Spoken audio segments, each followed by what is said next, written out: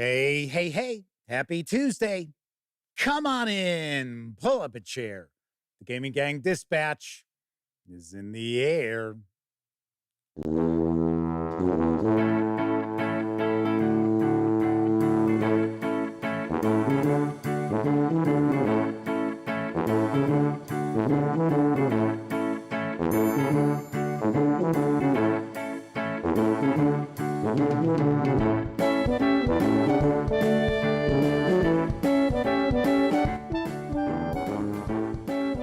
Howdy, gang, and welcome once again to the Duct Tape Studios. I'm Jeff McAleer, your host, here at the Gaming Gang Dispatch, brought to you by, incredibly enough, thegaminggang.com, of which I happen to be the founder and editor-in-chief. So welcome aboard, everybody. Today is Tuesday, October 28th. Oh, I'm sorry, 29th. Why was I thinking it's the 28th? Crazy, because Halloween is Thursday. It is Tuesday, October 29th. And this is live show 1115. If you're not overly familiar with this show, it is very, very casual, just hanging out, talking about the latest in tabletop gaming news. And then I'll usually talk about a topic related to our hobby, which I will be doing tonight. In fact, I'll be talking about how I think you can pull off a role-playing game horror one-shot, or I guess maybe I would say a horror role-playing game one-shot. Things to focus on, things to avoid, we shall discuss. But of course, we will have the tabletop gaming news first. Should also mention, I am on a quest to hit 15,000 subscribers by the end of the year. That's right. By December 31st, we're not that far away, to be honest. So if you happen to tune in, you watch videos from time to time, and you're not a subscriber, I'll take some ding, done, easy, just a little click, finished. And, you know, if you don't want to be interrupted every time I post a video, because I post a lot of content, you don't click that little bell. Now, if you want to be notified, you do click that little bell. Just saying. Let's see if we can hit 15,000 subscribers by December 31st. Let's see what happens.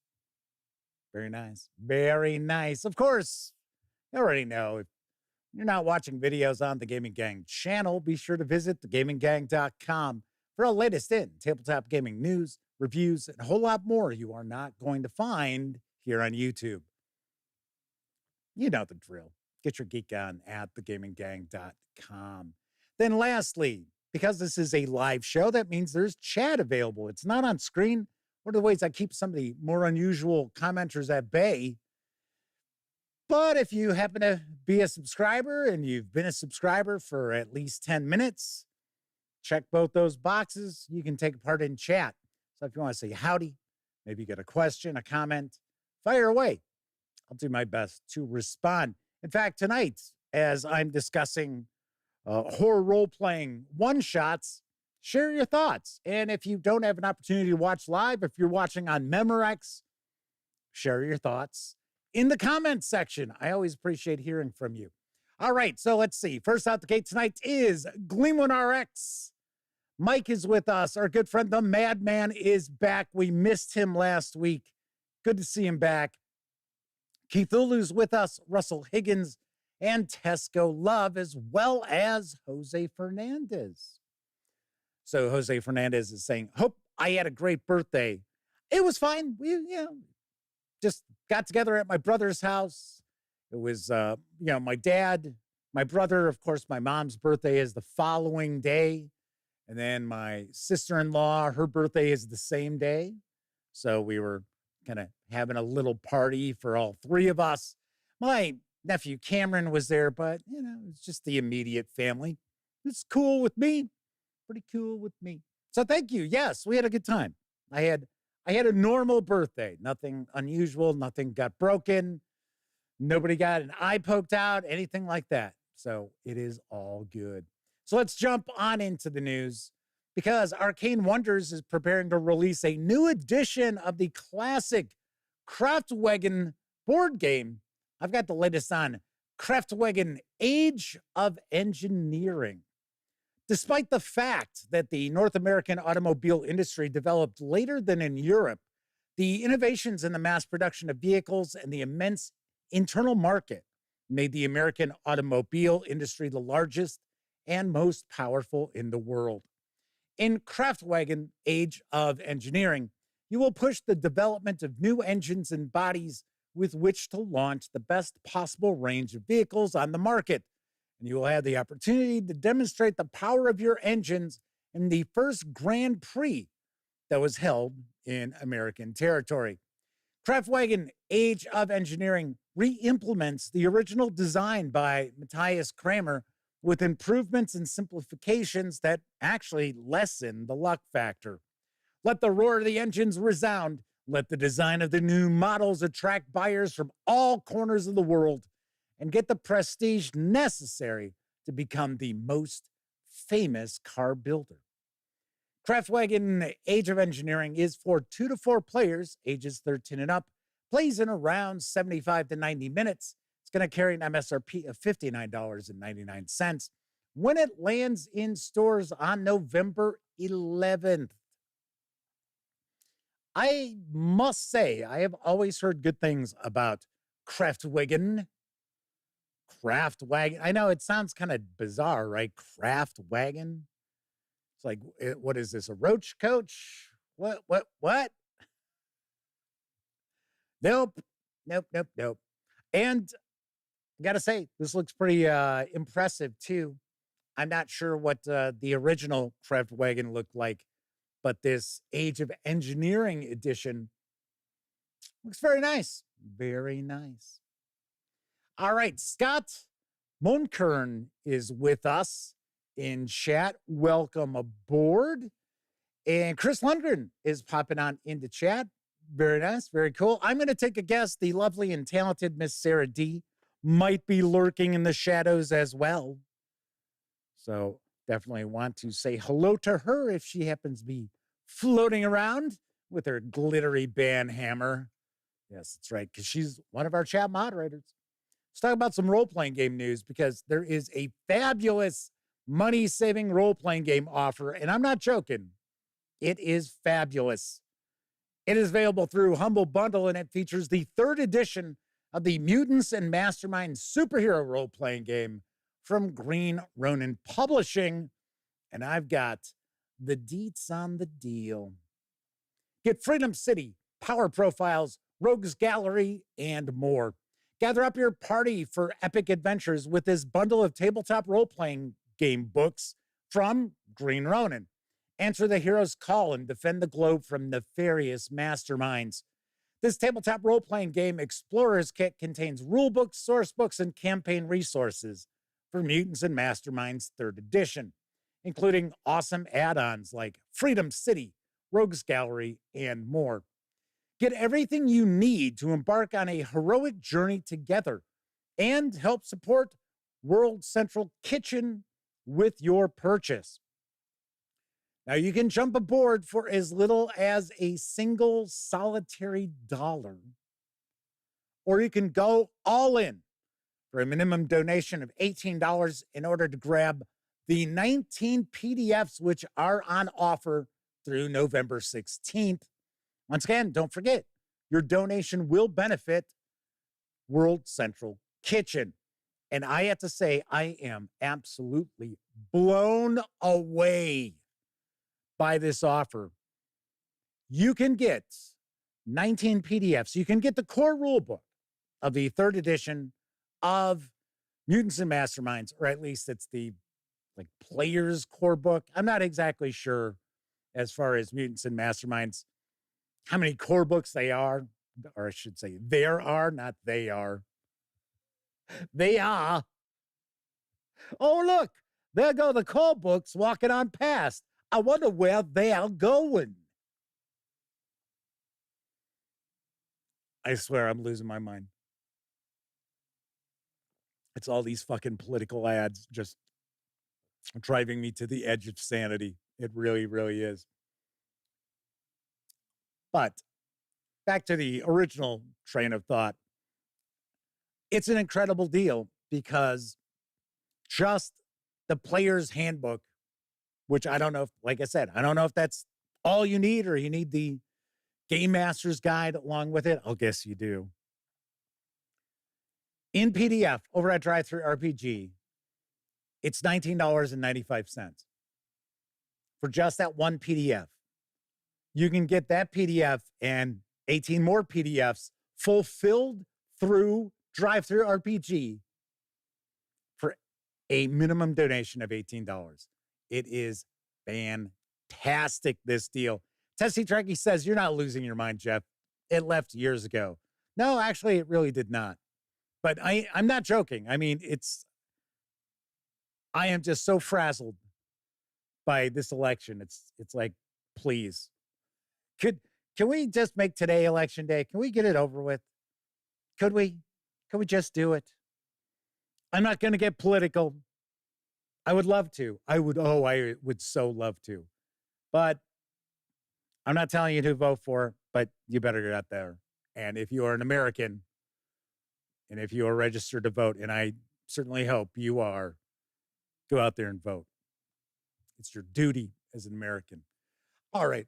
Anyway, this is a rockin' deal. There is absolutely no doubt about it.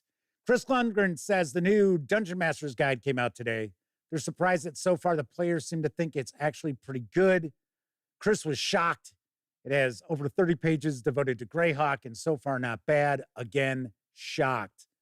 I thought it's supposed to come out in November. So I don't know. I did not receive a copy. I'm not expecting to receive a copy. I think I only got a copy of the new 2024 Player's Handbook because I was at that event that they had invited me to. So, and the person who was in charge of whatever relations left. So, what was it? Greg Tito. So he's no longer there. So I'm sure I'm long gone. Right? I'm way out of their minds by now, which is fine because I've got plenty of other game companies to talk about. But the reality is, I'm not shocked that players are saying it's good. I'm not saying it is good. But you know what? We'll talk a teeny weeny bit about this when we wrap up the news. Typical DM's mini chest is with us in chat. Welcome aboard. So is Keldon. Keldon's popped on in. Tessie Trekkie asks, am I allowed to vote early in my state? I am, but I am one of these people. I go on election day. It's just how I am. Because the reality is, if I already had placed my vote, it doesn't change anything as far as the, utter lunacy that's going on. So, I mean, it's like, I know who I'm voting for. It's not like I'm undecided. I mean, you already know who I'm voting for.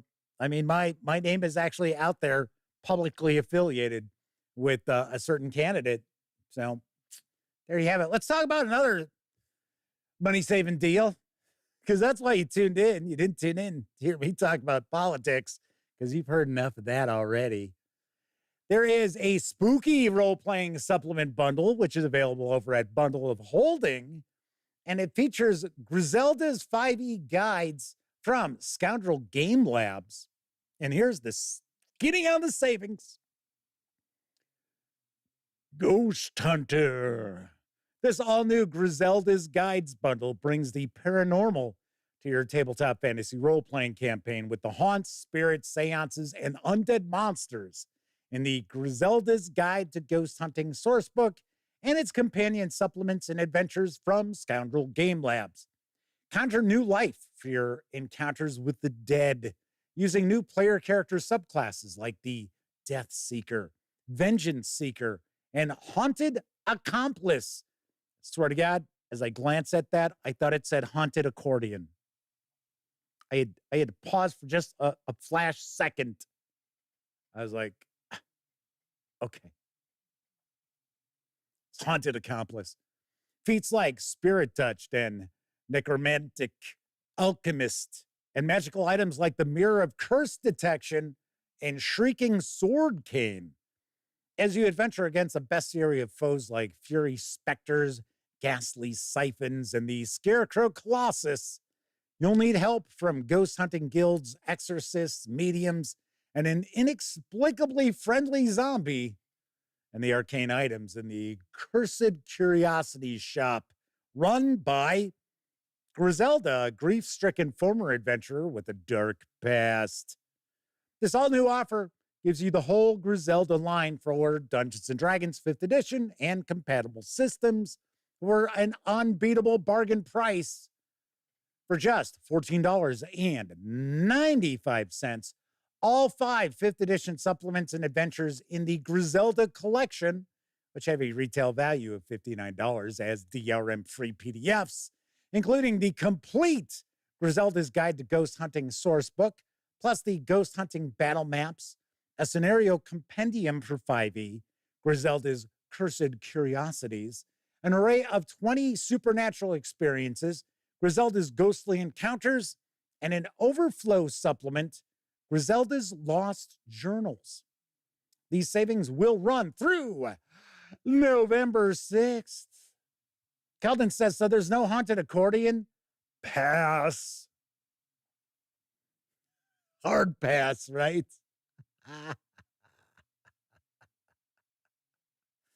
Yes. Oh, they don't have a haunted accordion. Forget it. So Glooming RX says, hey, we could work that into a session of Pirate Board. Yeah, make it a haunted squeeze box. Yes, get a zombie monkey playing it. Yeah, it's all good. I can see it all now. Moonrise Long pre-orders for Traveler, Traders, and Gunboats has begun. I've got the lowdown from Mongoose Publishing. Traders and gunboats are present in their tens and hundreds of thousands throughout the universes. And among the most common ships you'll find on the Traveler space lanes. This book gives you more than 70 new ships in this class to be used by travelers, pirates, traders, government forces, and corporations. Each vessel has a specific role in the universe, built to accomplish it with the best components available to its builders, or at least to a specific budget. In Traders and Gunboats, you'll find ships of the Imperium and independent systems of the Zidani Consulate and the Soleimani Confederation, as well as those of the Sword Worlds, Aslan, Krikri, Vergar, Hivers, and Druin. Includes rules on how your travelers can get their hands on any of these ships after their careers are completed and they are ready to voyage across the stars. Right now, you can pre-order the 200-page hardcover with PDF for an MSRP of $49.99. You can grab just the PDF alone right now over at Drive-Thru RPG for $29.99. Always happy to see new goodies for Traveler. Yes. Very, very cool. It seems to me, though, that I think Mongoose is really focusing on trying to make sure that they get their Mongoose Traveler 2nd edition titles kind of like up to date, because Traders and Gunboats is, if I remember correctly, that's a title from an original GDW Traveler release. And I could have swore the 1st edition of Mongoose Traveler also had a Traders and Gunboats. So I think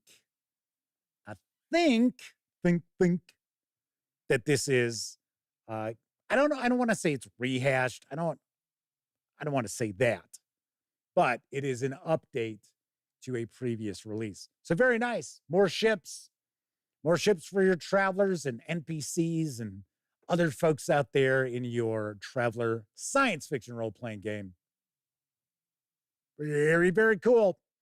All right, let's talk about our final news piece. Hey, and speaking of science fiction role playing, Outland Arts has released the Mutant Epic, or Epoch, I guess I should say, expansion rules. And here's the scoop: rank up your post apocalyptic adventures with all new character types, new skills, pre-game casts, remarkable mutations, cybernetic implants, and devastating relic treasures. Add never before seen incredible excavators to your existing ruin exploring dig team, or face these new oddities as vile foes. This book is part 2 of the Hub Rules and is a must have, resource rich source book that's sure to make the Mutant Epic RPG the ultimate post apocalyptic science fiction role playing game. For players of the Mutant Epic, this book offers 12 new player character types, along with an incredible selection of 35 new bestial, I should say, humans. Also included are 100 new prime mutations, 42 minor mutations, 36 flaws, and 8 NPC-only mutations for those special wasteland inhabitants. Also, the long-awaited plantoid veggie sapien character type appears in this book. These weedies have their own extensive collection of 71 prime plantoid mutations and 20 flaws, all their own. There are 2 new character outfitting systems, the rapid fire method and the ultra quick equipment pack system. Other expanded rules include cybernetic purchasing and sales tables, healing times for broken bones, the effects of radiation on robots, androids, and other mechanical systems, and much more. The book even includes 14 character sheets. As a game master, this book gives you a haul of new relic awards and deadly robot and drone adversaries to challenge characters of any rank. Optional rules offer brutal attack mode-based critical strike outcomes, rules for pushing beyond the daily mutational usage limits of mental and energy-based mutations, new combat options, and a robust selection of dimensional portals, destinations, voids, relic gear, and the terrible wraith-like beings that inhabit them. Now, of course, this book does require the use of the Mutant Epic Hub Rules. Plus, it's also recommended you have a 30-sided die because of some of the tables and relic damage rolls. The 532-page PDF, yes, you heard me correctly, 532-page PDF is now available over at Drive-Thru RPG for $19.99. I do believe you can also get a soft cover over at the Outland Arts website. And off the top of my head, I seem to recall it was $39.99 for a 532-page book. That is a rockin' deal. I'm not overly familiar with Mutant Epic, or I should say the Mutant Epic. I have shared some news about the game in the past, and if I seem to recall correctly, I think it's all one person who does all the work on this. Like I said, if I remember correctly. And I think this is supposed to be a pretty crunchy post-apocalyptic gamma world-ish kind of gonzo science fiction role-playing game. So if you are looking for some extra crunch, this might be a direction you go into. The reality is, though, at the price for the PDF, even if you're running some other sort of post-apocalyptic science fiction role-playing game, it's got a bit of that, the mutations and gonzo-ness and things like that, I guarantee that this would be worth just the price of admission to grab some ideas from. Just my thoughts. All right, that is it for the news this time out. Of course, I was just talking about Drive-Thru RPG. Don't forget, the gaming gang, thus the Dispatch, is affiliated with the One Bookshelf sites. So if you are going to go visit Drive Through RPG, Storyteller's Vault, Dungeon Masters Guild, Wargame Vault, what have you, please stop by thegaminggang.com first. Click on one of our banner ads. That way, if you happen to make a purchase, I get a small portion of that sale. And it really helps keep thegaminggang.com around. Also, if you like the video, if you're tuning in a little bit late, I also mentioned that I am on a quest for 15,000 subscribers before the end of the year. We're not that far away. Honestly, we really aren't. But I would love to see 15,000 subscribers to the Gaming Gang YouTube channel by December 31st. So if you are watching, you're not a subscriber, go ahead, subscribe. It's not like I'm going to bother you or anything like that. I'm not going to come knocking on your door. I'm not canvassing. I won't call you, ask you, are you a subscriber to the Gaming Gang? I'm a pollster calling to find that out. I won't do anything like that. Anywho, once again, if you like the video, if you dig the channel, if you find thegaminggang.com to be a valuable resource, hell, if you just like what we do, you can always pop on over to paypal.me/thegaminggang to make a small donation. Hell, you can buy me a 2-liter bottle of soda.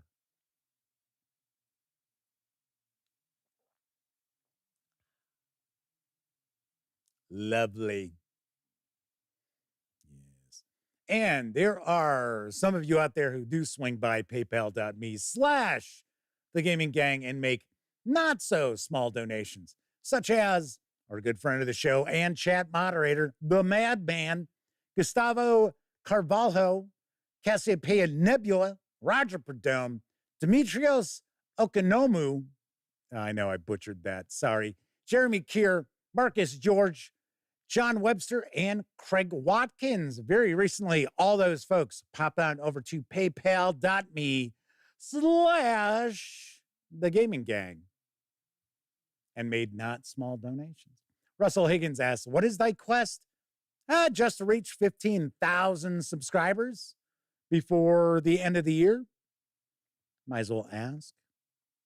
Flaming Heron's with us in chat, says Jeff apologizes for any mispronunciations. I always do. And, what can I tell you?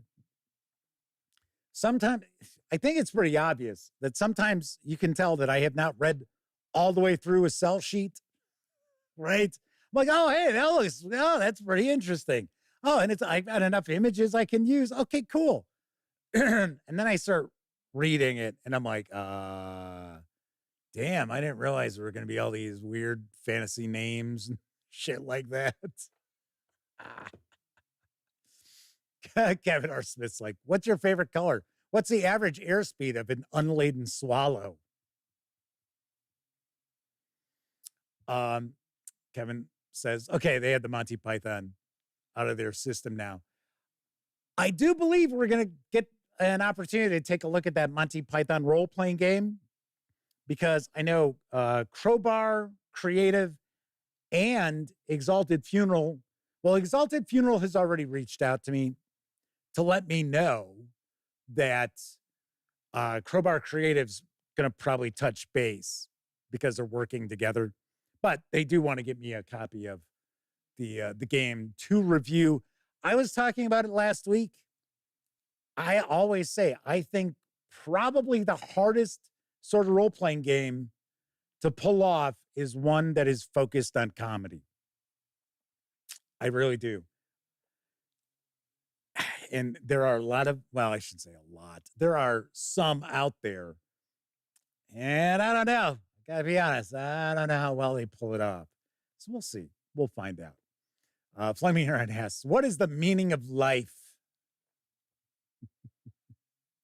Hey, come on. Always look on the bright side of life, everybody. Please. All right. Anyway, so tonight, we are going to be diving on in and talking about running a horror role-playing game one-shot. But first, I think it's time for a brief intermission.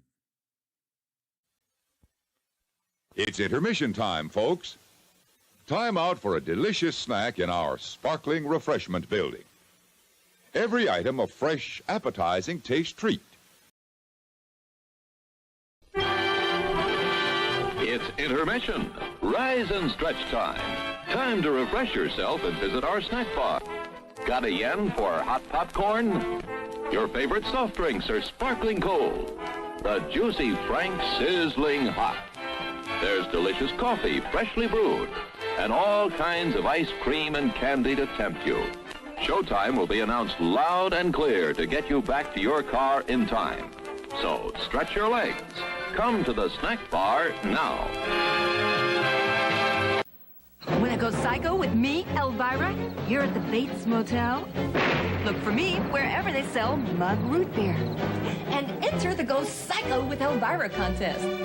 You can be my guest at Universal Studios in Hollywood for a monstrous bash at the Bates Motel. Shower, anyone? This Halloween, go psycho with Elvira and win a party with mug root beer and me. I love my mug. I love it. On guard, salute Wilkins Coffee. But I don't drink Wilkins Coffee. Some learn, some don't.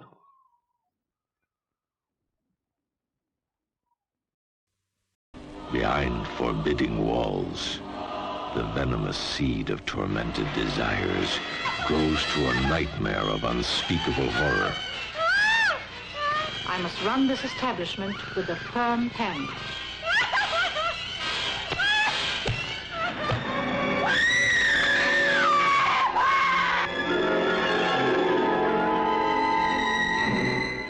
Everything seems very strange, madame. 5 girls have disappeared in less than 4 months. We've never heard from any of these girls again. 5 have died. 5 have died. Who will be the 6th? Who will be the 6th? Every 3 weeks, a young man comes to visit here. Each time, one of us has a chance to meet him. Next time, it'll be my turn.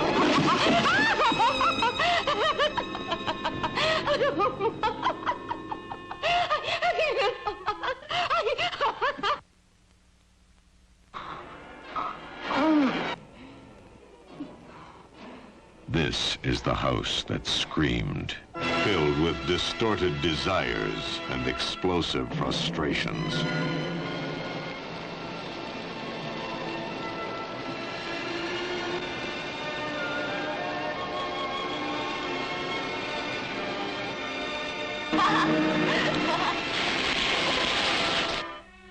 Sensuous, sinister terror.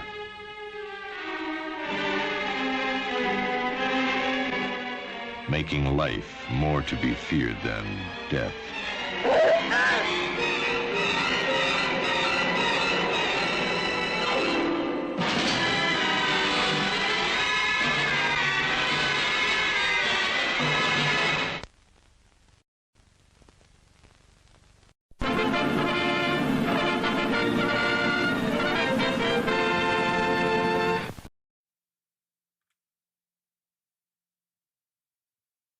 I'm at a loss here.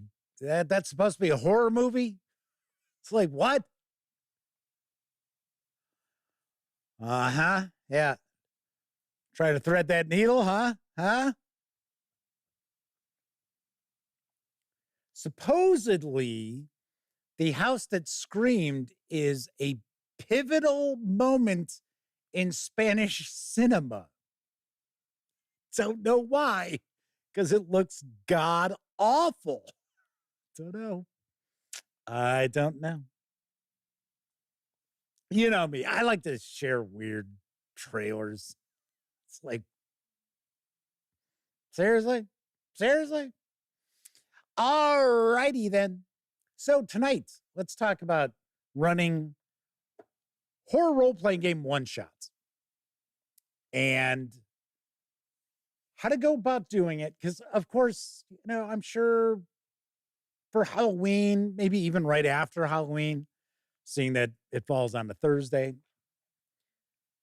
there are people out there like, oh yeah, we're going to get together. We're going to play some sort of a horror role-playing one-shot, or maybe a horror science fiction, like, Alien, the role-playing game, or Mothership, or maybe they're looking at running Call of Cthulhu or Savage Worlds, what have you, right?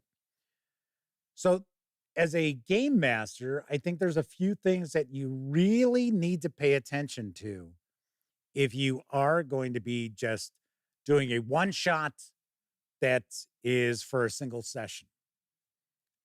So Scott says they ran a cipher horror last week with the cipher system. It seems like Scott is a fan of the cipher system from Monty Cook Games. Mike says, A House of Confusion role-playing game coming soon. Sean O'Donnell says they just played a Mothership one-shot last Friday.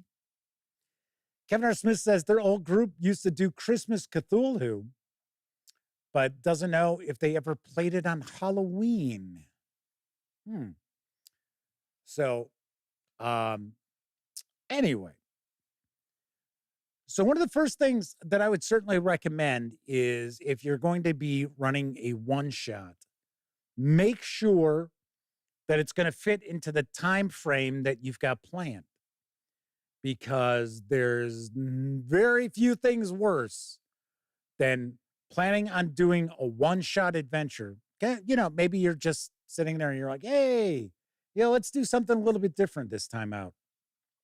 Maybe you're playing 5e or RuneQuest or Call of Cthulhu, whatever. And you're like, hey, we're gonna shake things up. Or as Scott also points out, they're a Vesson fan. Tessie Trekkie says they're playing in a Dread game at their friendly local game store tonight. That's cool. I'm not overly familiar with Dread. I mean, I know of it, and that's about it. So anyway, as far as what you're looking to accomplish, as the game master, how much time you've got, how long your sessions normally will run with your usual group of players.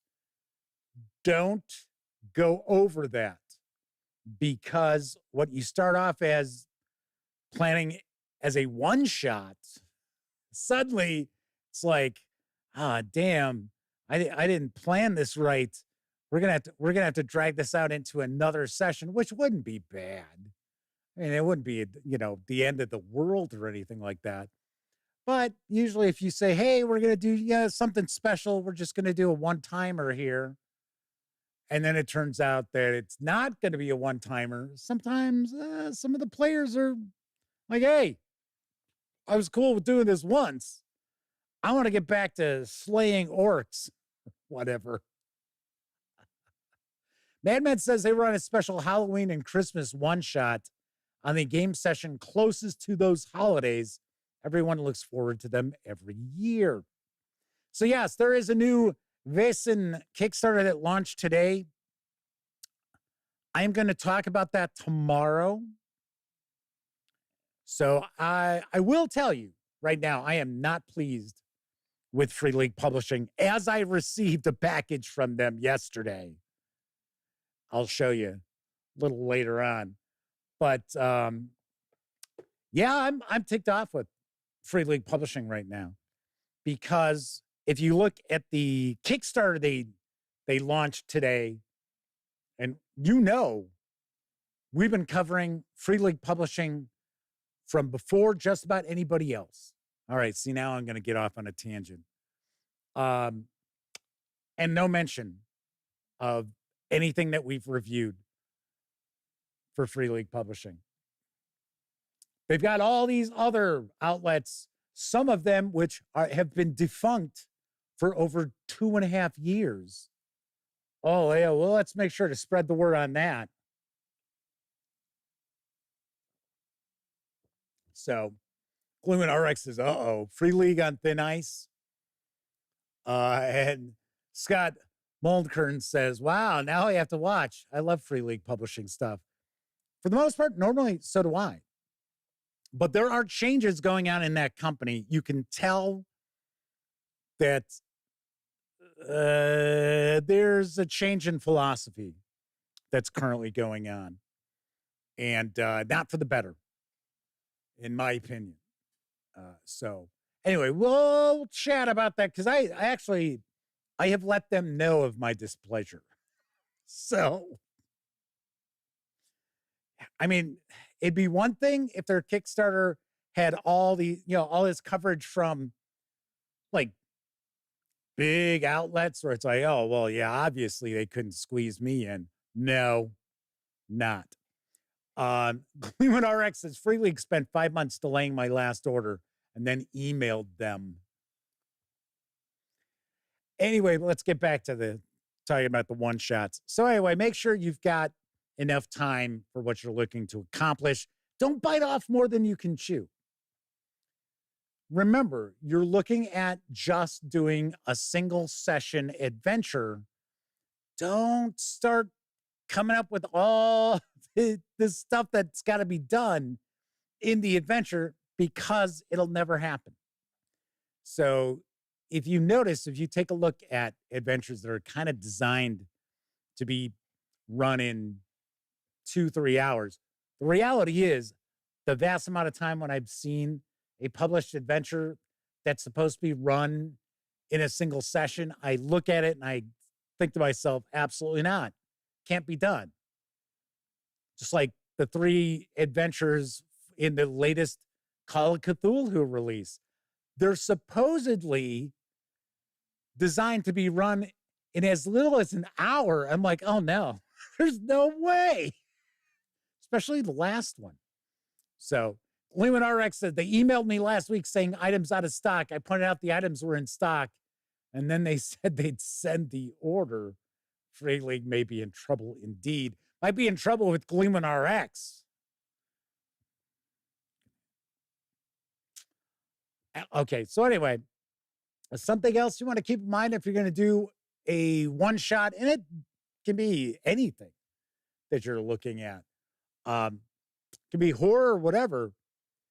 You want to make sure that you're either going to be utilizing a game system that your players are familiar with, or you're using something that's going to be super rules light and you can explain the core mechanics of the game 5-10 minutes.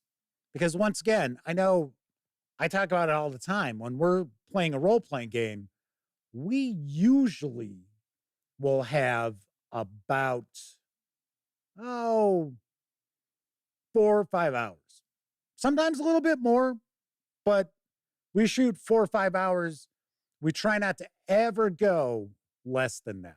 Because the reality is we don't get together enough to, rock through adventures and stuff like that.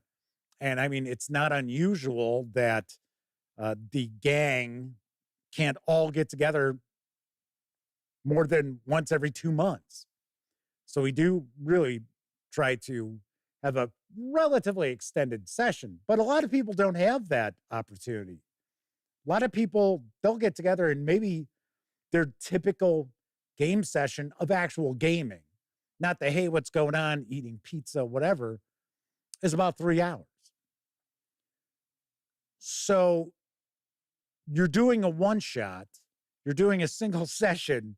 You don't want to spend 30 minutes trying to explain a game to people. So you want to either use a system that everybody's familiar with or one which is going to be pretty easy to grasp, right? Something along the lines of, say, even like Mutant Year Zero for the player end, it's pretty simple, right? Okay, so you're rolling 6-sided dice for most of the Mutant Year Zero titles out there. You're looking to roll a 6. You might get to roll multiple 6-sided dice, still looking for a 6 to succeed. Yeah, sure, it's pretty easy. Pretty easy to do. To sit there and be like, okay, so I'm going to explain Savage Worlds to you, or we're gonna play Fate, or Call of Cthulhu, or whatever. Most role-playing games, not gonna happen. is not going to happen because you're going to eat up a bunch of time, not only explaining the key mechanics of the game and the various different moving parts, but as you're playing, you will find that a lot of questions start coming up and things will bog down. And then now you're like, shit, it's going to take 3 sessions to play this one shot. Edge for Life is with us. Good to see you once again. Said they just ran a Mothership homebrew one shot last weekend. Mothership works nicely because it's percentile dice, rolling under. Pretty much it. Okay. Granted, yes, there's a little more complexity than just that, but that's really the core as far as the players have to worry about. And then they've got skills that add a certain percentage to their core attributes. And that's it. Done. So anyway, they said they ran a Mothership homebrew one shot last weekend, only had 2 hours, had to run it like a 2-act play. Oh man, you're stealing my thunder. I was going to say, make sure you run it in acts. Introduce the problem, solve the problem, not much time for exploration. Scott points out you can create characters that can be effective in the adventure, or you provide them pre-gens. It's a one-shot, doesn't really matter. Your players don't necessarily have to be attached to their characters. If you are going to create pre-generated characters for your players and you know your players, you already know what sort of characters they gravitate towards. So by all means, make sure that you're creating characters that are going to appeal to each of the players. Then, they'll be cool with it. They'll be pretty cool with it. Kevin R. Smith says Fate Accelerated might work because you don't need to do skills. They've played in Fate Accelerated based games at cons that came in under 4 hours. Yeah. I guess, yeah, because I took a peek at Fate Accelerated, not to the point where I'd be able to review it, but I remember kind of skimming through it. And yeah, I think Kevin R. Smith's right. I think you probably could do that. James Eck, if I have not said hello to him, he is in chat. He's actually been hanging out for a little bit. Says Tiny Cthulhu or the Eldritch Hack might work. Yeah, actually, any of the tiny games I would think would work very nicely because they are designed to be very easily grasped. They're not necessarily aimed at little kids, don't get me wrong, but they are kind of designed to be pretty easy to jump right on into and start playing. Scott points out they've had pre-gens that turn into long-term campaign characters. Yeah, sure. Sure thing. I mean, look at Dungeon Crawl Classics. You have throwaway characters who become long-term campaign characters if they're lucky. Something else as far as a horror one-shot, and this is probably going to be a little tricky, but you do want to make sure that your players get to hang around till the end. And Mothership's already been mentioned. Mothership is a pretty lethal role-playing game. And it is not unusual for players to take dirt naps relatively quickly, which in an adventure that's going to last a little bit isn't that huge a problem because all you're going to do is just quickly get another character for that player to take the role of, be it an NPC, what have you. When you're doing a one-shot, it's a little trickier than that because if you keep adding up all the time that you've been like doing things that are outside of the adventure, it all adds up. So just like, oh, well, it only takes 10 minutes to roll up a character. Yeah, but the thing is, if you have to do that 3 times in a one-shot adventure, that's 30 minutes. that have been eaten up out of your very possibly 3-hour session. So Scott Mokern says they've been reading Dungeon Crawl Classics, 200 pages of spells. Crazy. DCC is an acquired taste for some folks. I like it. I think it's very cool. I've run it with the gang, and I will be the first to point out that it took a little bit for them to wrap their head around the kind of mindset that a funnel adventure has, right? Where you start out with multiple characters and it's sort of like, well, don't expect a whole lot of them to survive. So kind of that was pretty funny. In fact, I kept joking around with my brother because my brother would be like, sort of, I don't know if we should do that. Oh, maybe we should. It's like, man, you're bringing this adventure to a screeching halt here. It's like, come on. It's a role-playing game adventure. It's supposed to be an adventure. It's not, I think it's time for me to take my stuff and go back home. I know the village has been burnt to the ground, but I'm sure there's some place I can live there. Kind of funny.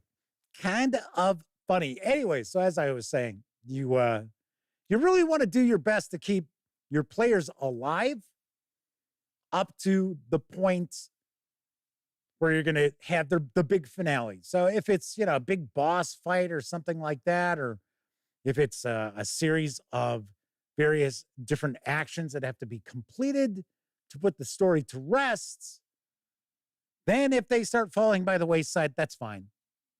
That's not an issue. A lot of times players enjoy that. I have been in convention games, not many, sadly, because, I'm the forever GM. I go 20 years between having an opportunity to actually play in a role-playing game as opposed to running it. Yeah, I know. That's why it was like, oh my gosh, when I went to GaryCon a couple of years ago, I was like, I'm actually sitting down and playing as a player in a game of Mutant Crawl Classics. I'm feeling faint. So anyway, but in the past, I had been in, not tournament games, but convention games. And, at the end of the adventure, you only have so much time left. It's like, I'll sacrifice my character's life to help advance the story or help advance the odds of the group succeeding. So there's that. Scott Mokern says Zweihander also makes for good horror. Yeah, but that's not a game that's easily grasped by people. So it's certainly not a game that a lot of people are overly familiar with. You've got to be a gamer to know that game. Just like, of course, obviously enough, it's Warhammer Fantasy Roleplay First Edition with the serial numbers filed off.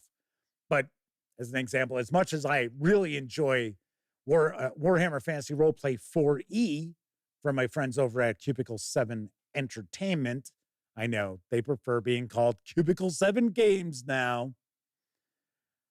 The legalese all still says Cubicle 7 Entertainment, so it's like, as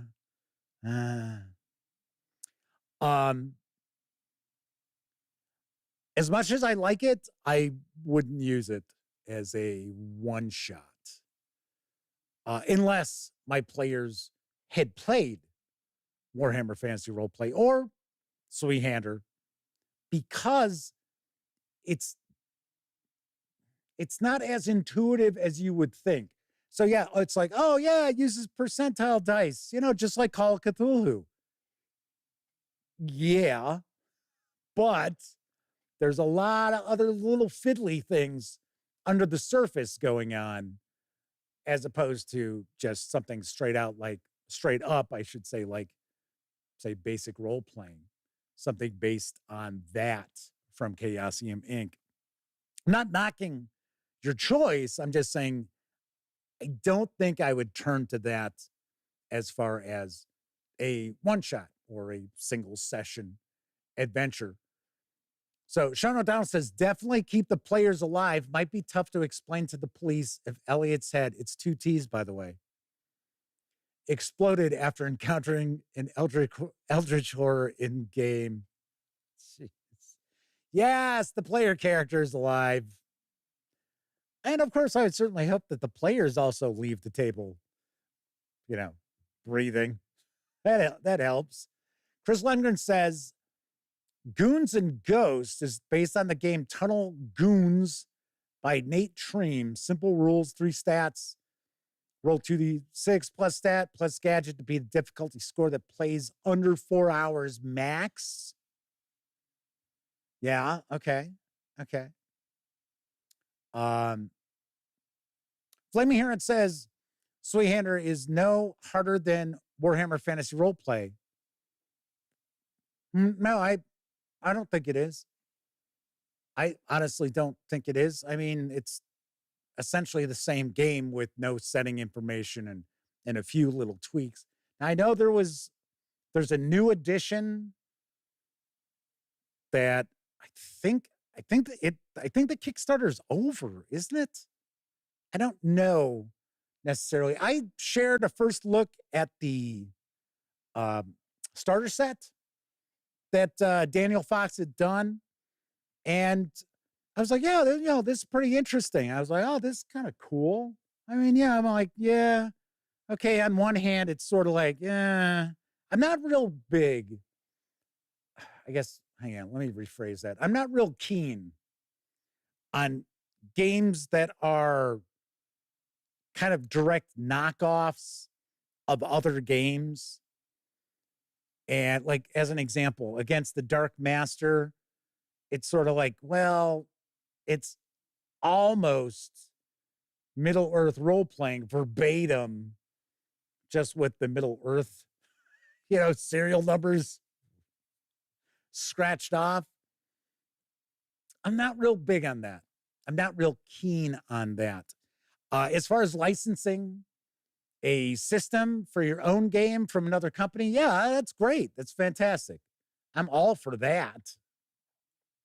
But when companies out there pass off an older game and don't necessarily give the credit where credit is due, they got to pass it off like, oh, well, this is something new, or this is something that's been really, tweaked and it's not. I'm not especially keen on that. Anyway, if you're wondering why that starter set never got a review, it's because right after I got it, Andrews McNeil said, yeah, we're not gonna be selling this. We're not doing role-playing games. We're out. So I was like, oh, okay. So, right.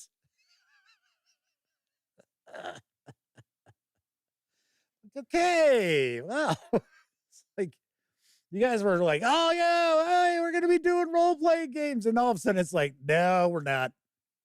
Nope. ClumenRX says, Goons and Ghosts rulebook literally has Slimer on the cover, except he's white instead of green. So I guess it's basically a generic Ghostbusters RPG. Okay, so once again, not if it's the old Gamebusters. If it's the old Gamebusters, what am I trying to mix Ghostbusters and Gangbusters together there? Yeah, so if it's Gangbang Busters, it's like, what? So if it is essentially the West End Games Ghostbusters role-playing game with the licensed material left behind, that would probably not be a game that I'd want to promote either. So anyway. So yes, also important, keep your player characters alive until you get at least close to the end. If the last 15 minutes, 20 minutes of the game is just fast and furious, and it's, the body count is rising. That's fine. That's okay. That's all right. It's just, if people are getting together for a horror one shot and they've got 3 hours to play and 20 minutes into the adventure, one of their characters is dead. And as a game master, sorry to say this for those of you out there who are purists, but you might have to fudge some dice rolls. I think I've pointed this out previously on the show. I have fudged dice rolls because the way I look at it is I want to make sure that the players around my table have a memorable experience and they enjoy themselves at my game table. And there are times when a die roll is going to completely blow up the good time that's taking place around the table. And I don't care for that. Now, if I were running a game which was very sandboxy, because remember, I run Call of Cthulhu mainly. I have run Call of Cthulhu for over 40 years. I'm sure plenty of you out there are tired of hearing me say that. But it's very easy for Call of Cthulhu to go off the rails. And that's why if you saw my review of the Fall of Delta Green from Pelgrane Press, I mentioned that with the gumshoe system, that doesn't happen. That the players get clues. Call of Cthulhu adventures come to a screeching halt when players make bad rolls as far as gathering information or getting information from someone that they're talking to or interrogating or what have you. That's when you tend to find Call of Cthulhu adventures can really come to a screeching halt. The whole point is, and you'll see Dungeons and Dragons adventures are famous for doing this, which I despise. And I've talked about this in some reviews in the past. If you're going to provide the players with the information anyway, why have them go through the whole rigmarole of, rolling dice and failing at doing things and the frustration of, oh, well, we didn't get what we were trying to get. Then all of a sudden some NPC shows up and they're like, oh, here, I've got it. Oh, awful. That's just awful. It's just far easier to sit there and realize that, okay, I'm running a game of Call of Cthulhu. It's critical that the player characters receive this tidbit of information. Otherwise, they are not going to advance in the story. I'll just, I'll tell them, okay, make a blah, blah, blah roll. And it's like, okay, all right. I don't tell them what it is, what it's for, anything like that. Or I'll roll some dice. I'm famous. I think all game masters are famous for just rolling dice for absolutely no reason. And then like looking thoughtful, after they've rolled dice or like momentarily doing a, ooh, oh, ooh, and the players are like, what's going on? Nothing. Don't worry about it. Nothing. Anyway, so you said you were doing what? And just make sure that they get that information. So I know off on a tangent there, but once again, if I'm running a Call of Cthulhu adventure, which they tend to be linear, you don't have a whole lot of truly sandboxy Call of Cthulhu adventures. And a lot of times, if an author of a Call of Cthulhu adventure says, oh yeah, it's a sandbox adventure, it's either not going to be a very good adventure or they're a little mistaken on their definition of a sandbox adventure. Scott Monkern says, good and flexible reroll mechanics are critical, like pushing your dice. Sure. Something else we talked about recently, and I think it was my review of Mothership, which kind of got us into this topic, is that in role-playing games, if the player fails their role, that doesn't have to mean that they did not succeed at what they were attempting to do. You can still give them success, but add additional challenges to it or additional risk that they've now acquired. But it's like, oh, you were trying to sneak out of that building by, getting your hands on these plans. And as you're, stealing it, you see you've been spotted. Somebody saw it, but maybe they're not necessarily chasing you. It's just like, okay, we know this guy is a thief, and it's going to come back and haunt that player later on in the game. Things like that are really effective. To have a player fail at their role, have them succeed at what they're attempting to do, but then add a new complication to the mix. And that's one of the things about Mothership that I don't think that enough game masters who pick it up realize the importance of that.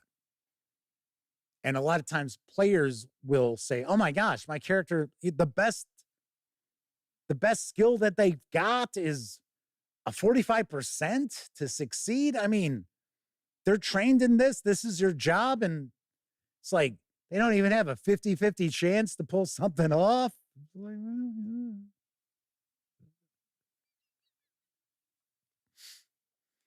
All right. So Chris Lundgren says, Cursed is a horror role-playing game based on Ben Milton's Knave.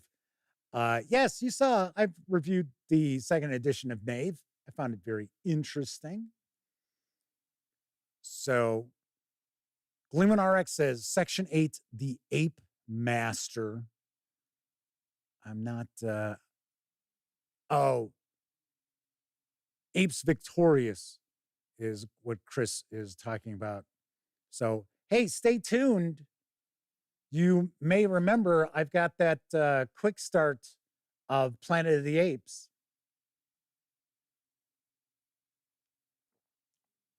Wait a second. Didn't I release that video? Like, wait a second. Hang on. Did I? Because I've shot it. I'll have to take a look. So anyway, so to recap real quickly, if you're running a horror one-shot, make sure that you take into account the amount of time that you've got for your session. Don't bog down in having too many things going on in the adventure.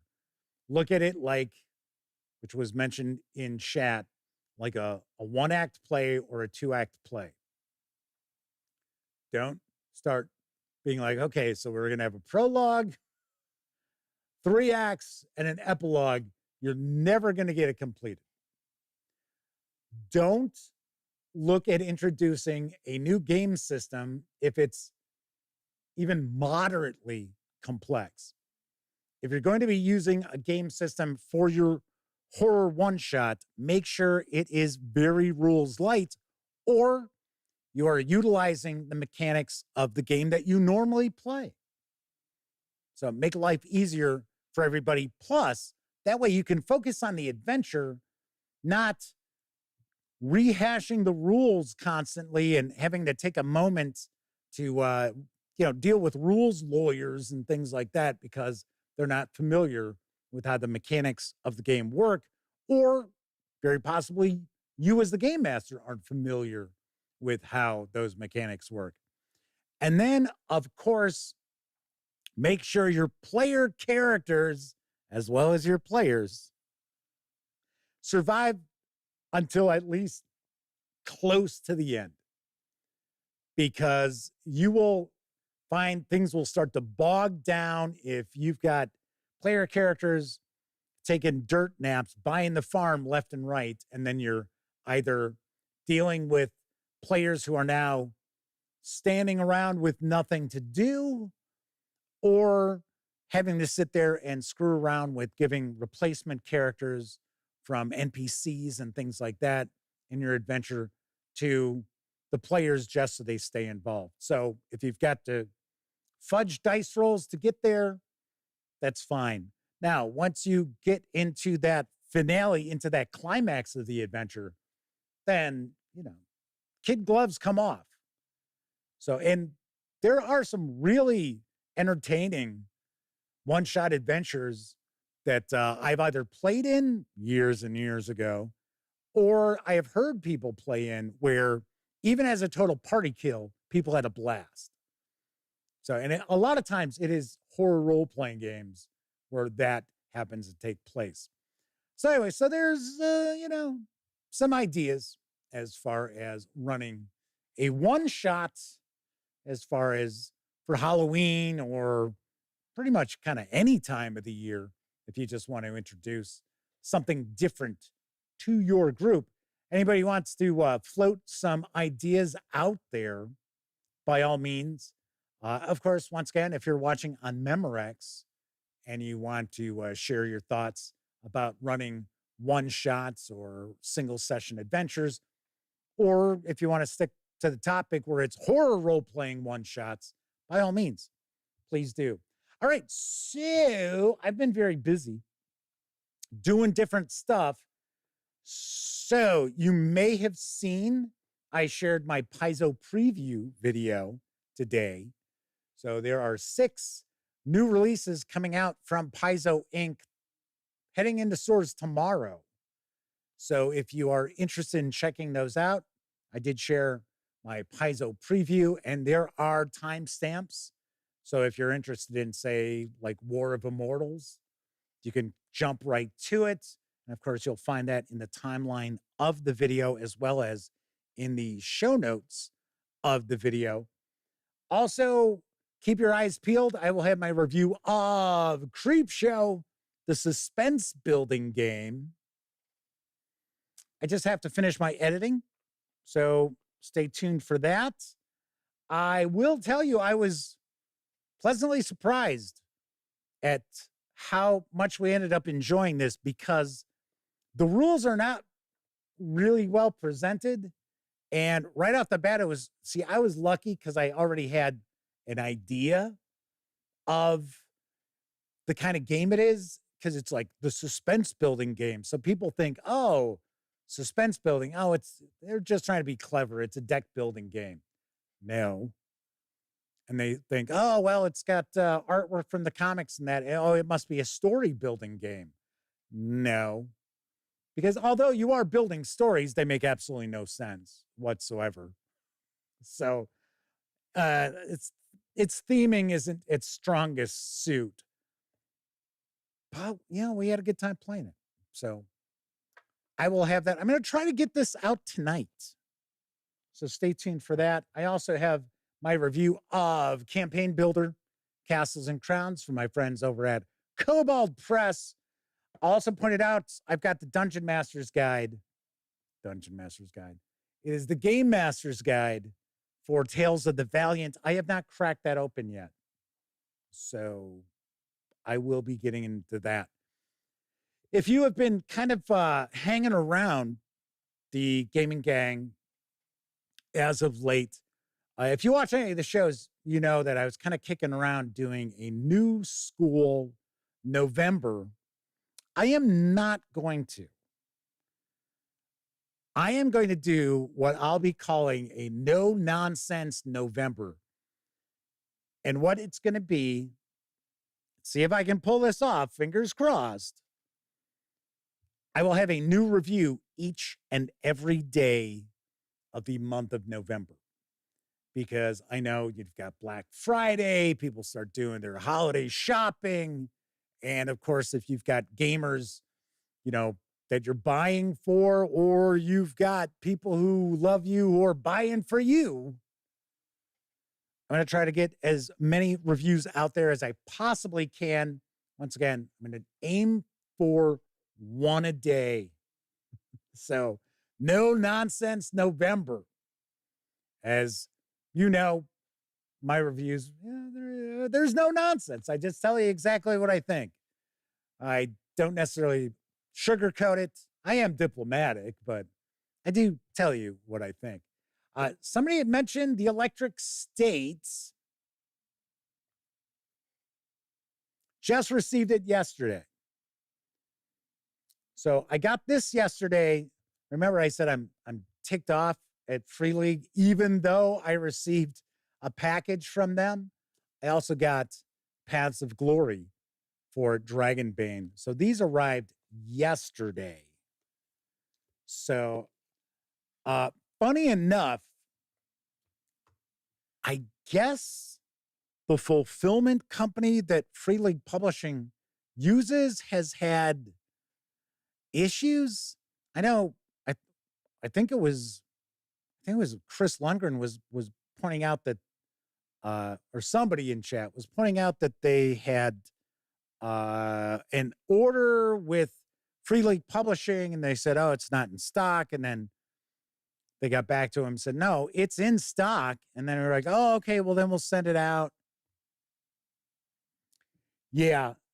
So I kept going back and forth because, if you may recall, the PR contact I had at Free League is no longer there.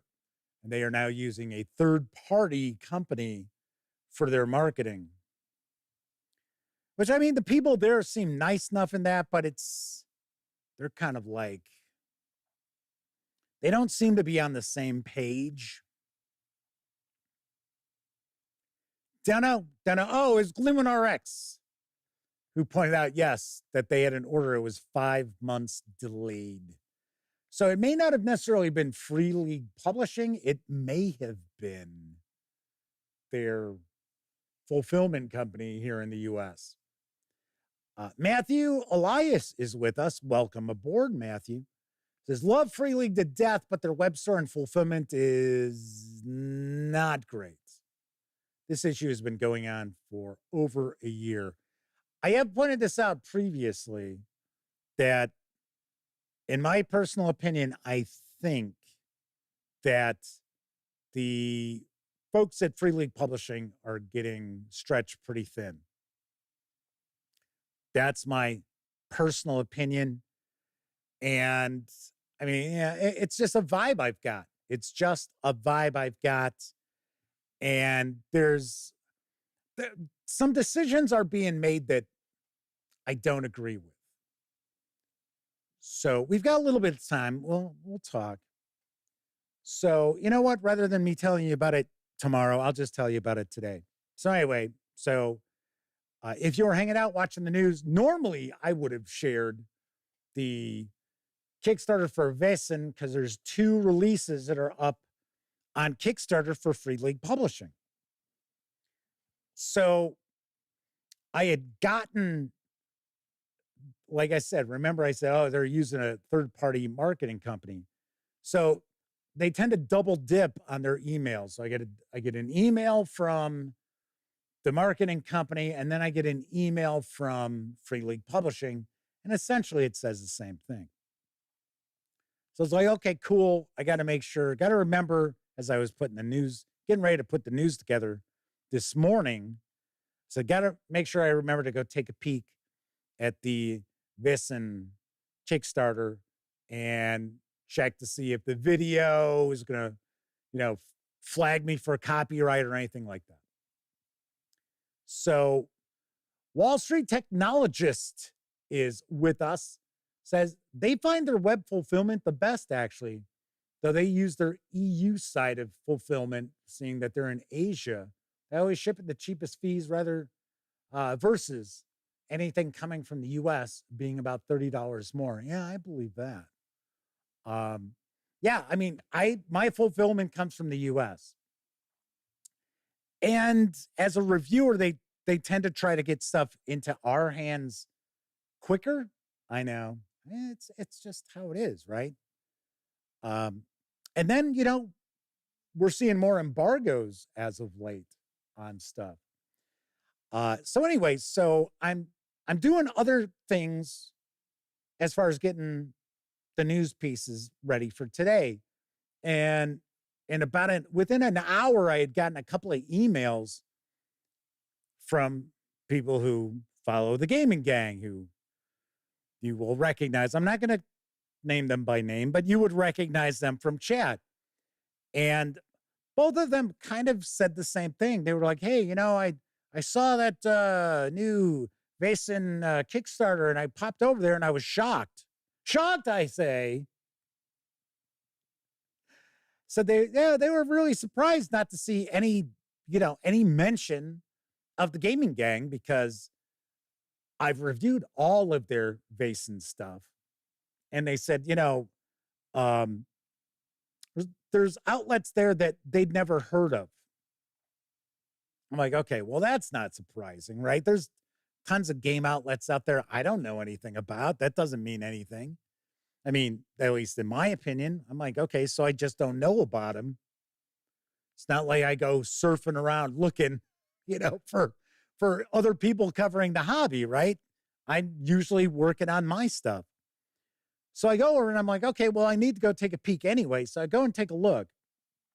And they've got some pull quotes, like right before the fold of the first page on the Kickstarter. And one of them is from an outlet that I had never heard of. And I'm going to paraphrase a little bit, but I'm pretty close to the quote. And it was about the core book. And it said, I knew this was going to be good. I didn't realize how good it was going to be. That was the pull quote. If that is the summation of a review, I don't know what the fuck that means. I knew it was going to be good. I didn't realize it would be this good. Okay, so good is kind of a relative term. I mean, what do you mean? So anyway, I was like, okay, so I've never heard of this. And it had a name where it was like, that sounds like a video game site, which it was. So I go and I take a peek, and it's a video game site.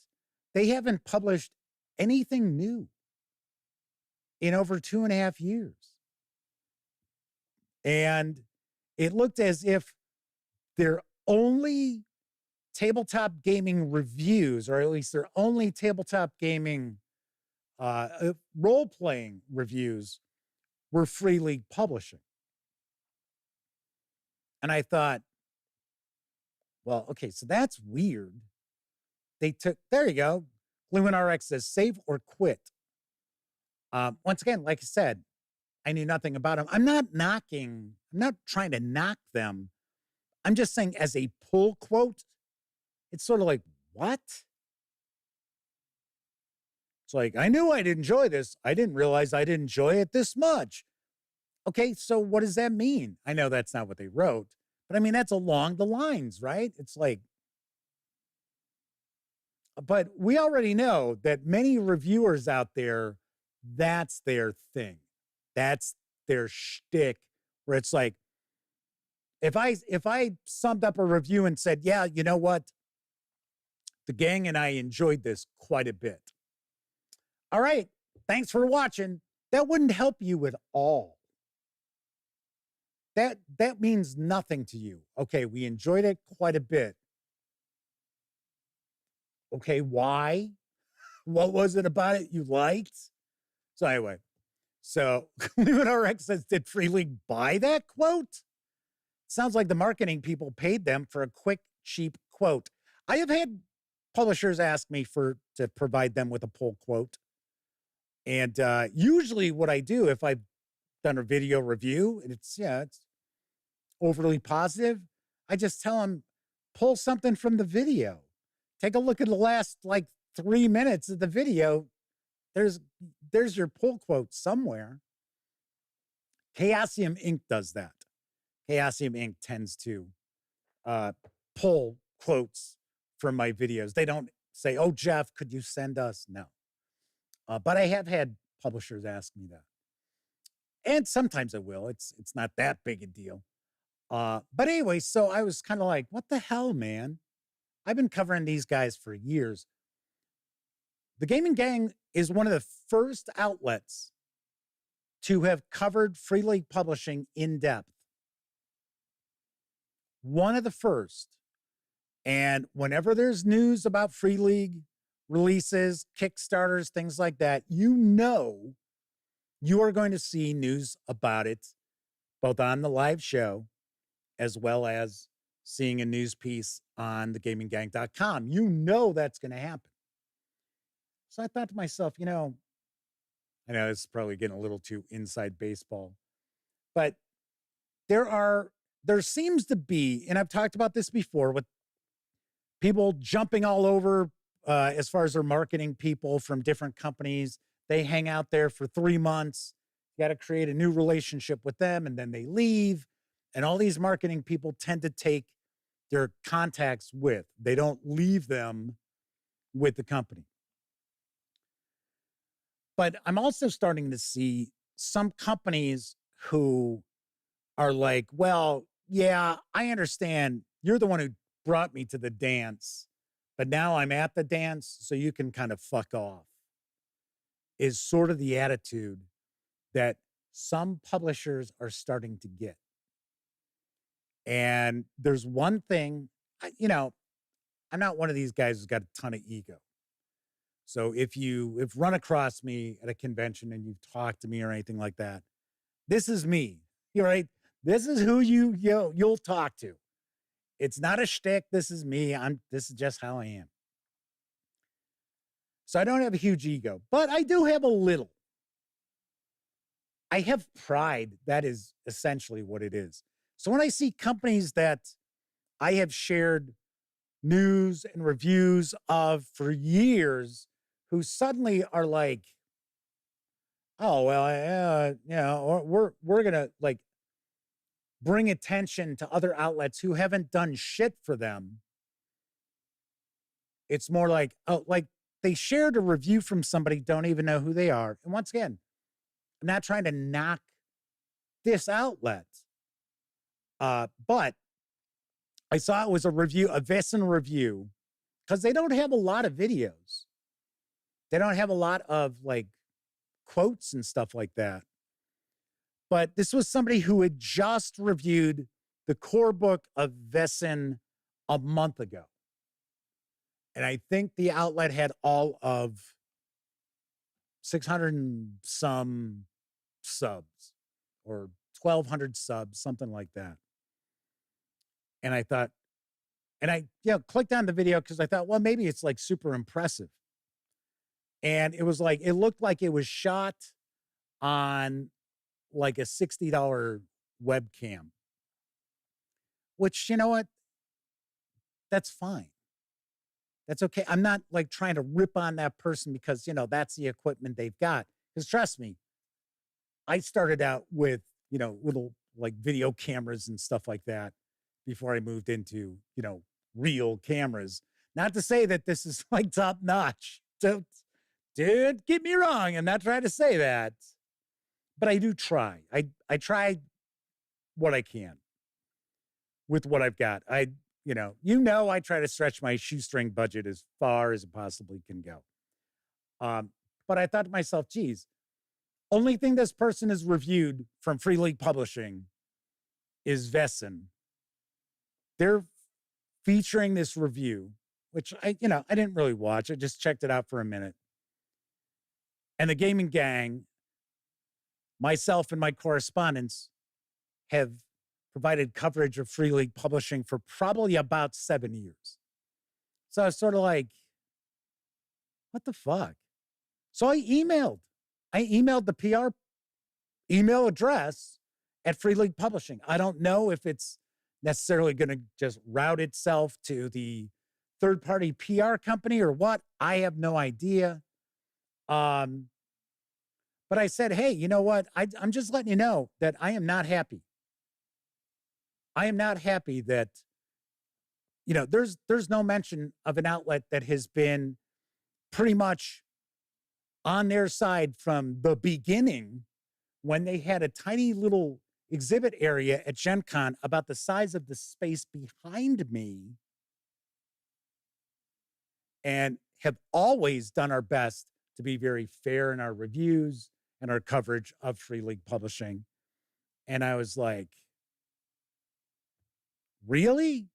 Seriously? I'm like, to me, that's an insult. I said, I'm insulted by this. It would have been one thing if it's like, hey, we're sharing, videos from bigger outlets, which is, there's tons of bigger outlets than mine. I know that. I'd been like, well, yeah, I understand that. I get it.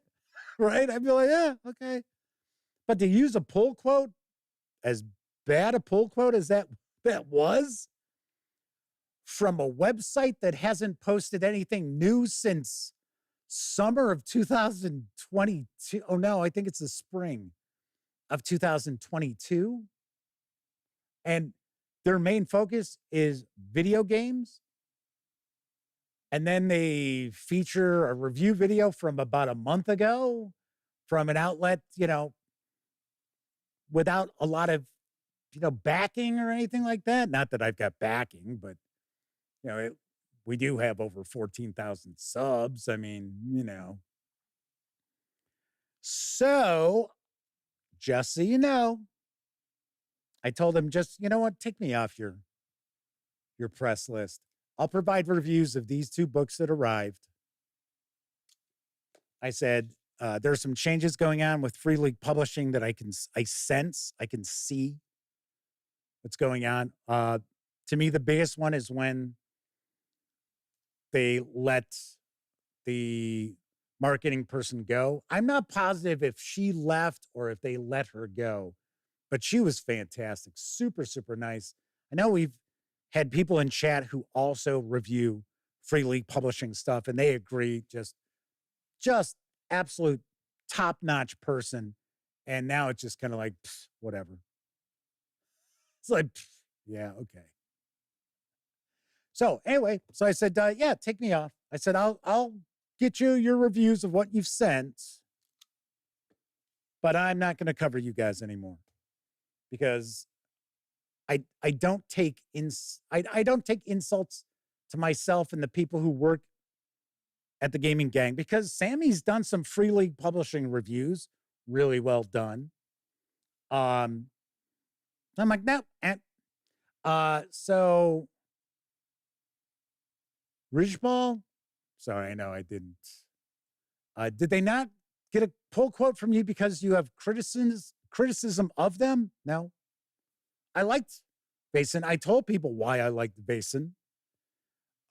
Did I give it like a 10 out of 10? No. Because in my opinion, it wasn't a 10 out of 10 game, but I did highly recommend it. I like the artwork. I talk about it all the time, how I like the vibe of the role-playing game because it's very different from most horror role-playing games, so I dig that.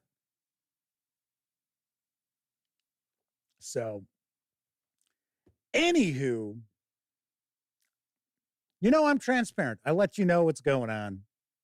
So I'm just pointing that out because the thing is, if I know from my own past experience, if I let this kind of go, then it's like, whatever. If I inform a company of my dissatisfaction with the way I feel my outlet is being treated, sometimes we'll see things improve. Not always, but sometimes. So, Gleeman RX says, I feel like this is an oversight by a badly outsourced marketing team. Though I understand the frustration at their mismanagement, might not be personal. Oh, I don't think it's personal. I will tell you what, I highly doubt the marketing team put together their Kickstarter because I do not get the impression that something as important as that they would outsource to somebody else. To my knowledge, the only thing that they're outsourcing is the email blasts and stuff like that. So, and the marketing company they work with other companies too. So I get quite a bit from them, and they've been fine. There's been some problems, essentially, with Free League. And I don't know. I'm a human being, folks. I think you probably understand that. So yes, I do get frustrated with things sometimes. And sometimes it's sort of like, yeah, we do actually work fairly hard trying to, do this. And it's not like, it's like, oh, well, I'm very well compensated for this. I don't know. Anywho. So there you go. So that's the story. Now I don't have to devote time on tomorrow's show for it. Speaking of tomorrow's show, what the hell are we going to talk about? I do not know. I figure for Thanksgiving. Yeah, you guys coming over for Thanksgiving dinner? Just kind of curious. Have you RSVP'd? So, anyway, for Halloween, I think we'll just do our October AMA, but we'll do kind of a little Halloween kind of vibe to it. I'm not wearing a costume, but it'll be a Halloween AMA. So if you are watching, yes, Clement RX says Halloween, Jeff. Halloween. Yes, I know. I get it. There's other stuff that's going on around the homestead right now. So my mind is not completely focused on tonight's show. I'll be the first to point out, apologies for that. But everybody's okay. Don't worry about that. But yeah, there's some things going on, both here at the homestead and with one of my friends and their house that it's like, yeah, need repairs suddenly. And it's kind of like, I mean, not our house. And they're like, we don't have those funds. So anyway, but tomorrow, I don't know. I don't know what we're going to talk about. I'll come up with something. Shout out Daryl says, where's the hug emoji? Thank you. Thank you very much. Clement RX says, well, if you decide to cancel them, let me know and I'll fire off a few complaint letters to them. I'm not telling you this stuff so that you can, be angry and, be like, yeah. No. That's not why I'm doing it. I did want to mention that, like I said, I believe in being transparent with what goes on behind the scenes to a certain extent with the gaming gang. And I figure I'll let you know up front because I don't want, I expect to get an email response.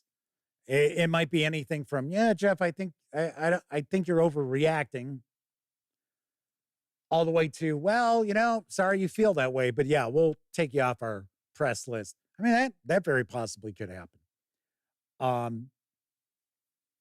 I just want to let you know because I don't want to have to sit here constantly being like, okay, someone else in chat is asking, hey, Jeff, how come you're not sharing news about that Kickstarter from Free League Publishing? It's like, how many times I got to tell this story?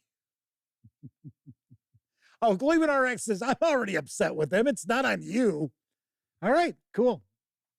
I am a firm believer in telling company, and I don't even mean just as a reviewer. I mean as a consumer. If I'm dissatisfied with a company, I let them know. I do not take corporate shit from people. And there have been times that it's kind of like, because I'll tell you right now, if you ever have an issue with a large corporation, don't bother sending emails to their customer support. Find out who their CEO is. Find out who their COO is. And find out what the email structure is for their company, right? So I'll give you an example. I'm not going to name the company, but I was not thrilled with them. It was an electronics company. And I was like, I'm not just going to go screw around with their customer support because they're the ones who already got me into the fury I was in. So I was like, okay, let me go find out who their CEO is. Okay. And then I took a look at the way the email addresses were structured. And if I remember correctly, it was first initial, last name at company.com. So I fired off a detailed email to the CEO's email address. It didn't bounce. So as soon as I didn't get anything back saying, oh, failure to deliver or anything like that, I figured, okay, so this is a legit email address. And it was on a Friday evening I sent it. On Monday morning, while I was in bed, I got a phone call from their assistant, from the CEO's assistant, looking to make sure to solve the issue. And they did, to my great satisfaction. So don't take corporate shit, but then again, don't sit there and just go through the lowest level. And this is a word of advice I have always given, because you'd be amazed at how quick they jump. When you're reaching out to the big heads of companies or heads of, the financial aspect of a corporation, they don't like getting those emails. They don't want to deal with that crap. So they put somebody on that right away. So anyway, Mike says, topic idea, what system would you use to create a role-playing game one-shot for a movie we like Big Trouble in Little China? Well, we kind of talked about one-shots tonight.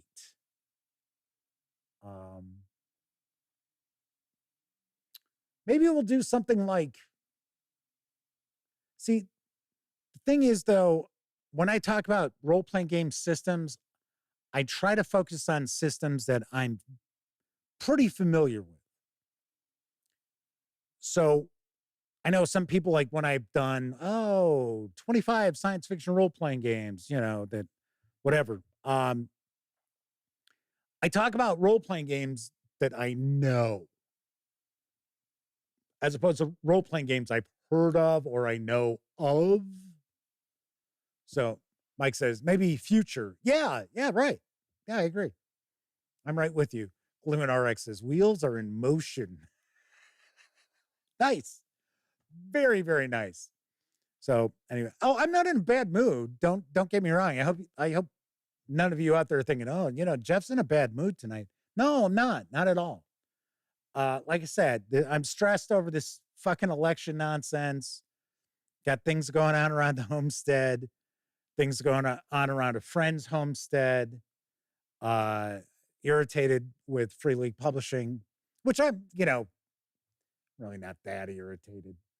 But I am, just regaling you with the story about it. Anyway, I'll think of something for tomorrow. I don't know if it'll be Halloween related. Maybe. Hey, you know what? Maybe we could discuss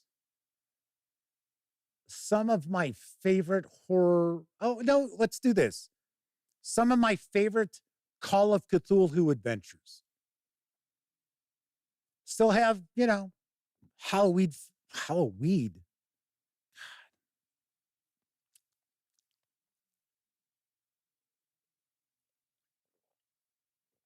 Yeah, man. It's got that Halloween feel. My favorite Call of Cthulhu adventures still has a Halloween feel to it. Yeah, let's do that. And once again, it's something that, I've got experience with. So it's not like, well, I've heard this adventure is pretty good. No, we'll dive on into it. I may not necessarily have every adventure I talk about in hand, because I have lost so much Call of Cthulhu stuff over the years. And Elliot's actually got a good amount of it too, at his house, actually. Sean O'Donnell says they picked up Achtung Cthulhu, so they'll take any material they can for that. You know, I still got to do, what the hell is it? Serpent in the Sand. I still got to do my review of that. I know I've got a huge queue of stuff that needs to get reviewed. All right. Anyway, so I'm just kind of babbling on now. Plus, I said Halloween, so maybe it's past my bedtime. I stay up till like 3. All right. Anyway, so that's what our topic will be tomorrow. Jeff's favorite Call of Cthulhu adventures and campaigns. Hey, so I did the thumbs up here. So, of course, if you liked the video, by all means, please give it a quick thumbs up. If you haven't subscribed to the channel, by all means, subscribe to the channel. I am on a quest, I say, to reach 15,000 subscribers by December 31st of this year. We're not that far away. I mean, from 15,000. We're close to December 31st, closer to December 31st.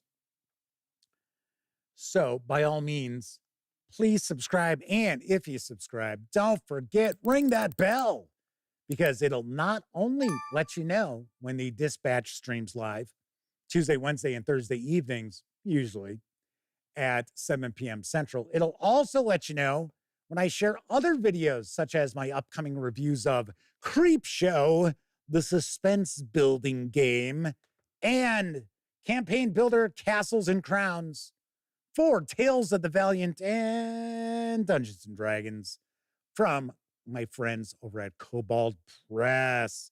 If you're watching live, thank you very much. If you're watching live and took part in chats, thank you kindly. Big tip of the cap, because not only are you keeping me company and, you know, keeping the conversation flowing when I can actually pronounce words correctly, you keep each other company as well. But of course, I know a lot of folks out there, you don't have an opportunity to watch live. Doesn't matter if you're watching live or on Memorex. Thank you kindly for watching any of the over 2,000 videos that are here on the Gaming Gang channel. And of course, when you're not watching videos on the Gaming Gang channel, be sure to visit thegaminggang.com for all latest in tabletop gaming news, reviews, and a whole lot more you are not going to find here on YouTube. You know the drill. Get your geek on at thegaminggang.com. Everybody enjoy the rest of your morning, afternoon, evening, whatever time of day it is in your neck of the woods. Once again, I'm Jeff McAleer. Thanks for watching. Hopefully you pop on by tomorrow, same time, same channel. And of course, as always, I certainly hope all of you get to enjoy plenty of great gaming with your gang.